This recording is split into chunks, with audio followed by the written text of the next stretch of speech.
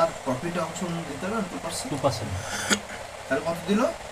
5,000-এ 100 টাকা। দোকানদার তবুও কিন্তু 400 টাকা লাভ হলো। তাহলে একদিকে যখন ছেড়ে দিল, এদিকে কাস্টমার কিন্তু 100টা পেয়ে গেল। তাহলে আজকে 100 আছে, কালকে 200, 500, 1000 হবে।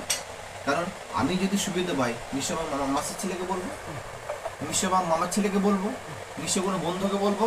তাহলে তারাও তো কাস্টমার, তারাও তো একটা দোকানে গিয়ে সবাই খরচা করবে, ওই পাওয়ারটার রাস্তা আছে বলে। বোঝা যাচ্ছে? তাহলে এই যে টাকাটা বেরিয়ে আসলো কাস্টমারের কাছে, এই টাকাটা হচ্ছে আমাদের মূল বক্তব্য, মূল কথা। টাকাটা কার? কাস্টমারের। আপনার কি মত? আপনার কি মত? এই টাকাটা কার? এই 100 টাকা বেরিয়ে গেলে টাকাটা কার? এই 100 টাকা বার করতে গিয়েছিল কাস্টমারই হয়। আপনার টাকাটা মালিকের কাছ থেকে আমার হলো ছিল মালিকের। হ্যাঁ, মালিকের না, ছিল দোকানদারে। হ্যাঁ, দোকানদার মানে মালিকের কথা, দোকানদার বলতে মালিকের দোকান। মালিক দোকানদারে ছিল, কাস্টমার পাচ্ছে। কেন পাচ্ছে? আমি প্রকৃতিবের হয়ে দোকানে যাচ্ছি বলে, আমার খরচা করছি বলে। তাহলে এতদিন ওই 500 টাকাটা উনি ভোগ করছিলেন। কেন? আমরা কিন্তু একসঙ্গে যাইনি বলে। আর যদি একসঙ্গে দোকানে যাই, তাহলে ওনার প্রফিটে একটা অংশ আমাকে ছাড় দেবে। তাহলে প্রকৃতি অন্যরকম দালাল।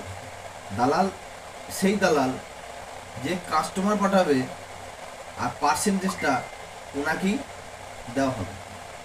প্রকৃতি বলছে না, আমি কাস্টমার পাঠাবো, আপনি কাস্টমারকে পার্সেন্টেজ দেবেন। যদি দোকানে খরচা করে যদি কাস্টমার পার্সেন্টেজ পায়, তাহলে বারবার দোকানে যাবে, মিডিলে কেউ থাকছে না। তো এটা কিন্তু সেম প্রসেস। দোকানের কাছে খরচা করবো, দোকান কাস্টমার কি ডাইরেক্ট বেনিফিটটা দিয়ে দেবে।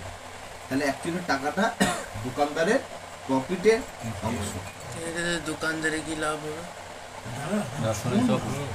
এক্সট্রা কাস্টমার পেল, আর যদি কাস্টমার না যায়? যাবে না। আমি কি বললাম? 100% ক্যাশব্যাক পাবে।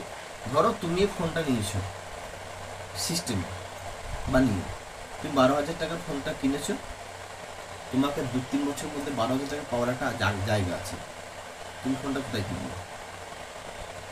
না যায়, এবার তুমি বলো তুমি কোথায় কিনবে? যদি 2-3 বছর যদি টাকাটা ব্যাক পাস, তুই ওইখানে যাবি। সব টাকাটা যদি ব্যাক পাওয়া কোথায় যাবে? কোথায় কিনবো তুমি বলো? আমি এগুলো প্রথমে লিখে দিয়েছি, পুরো কি যে ওটা কাস্টমার বেস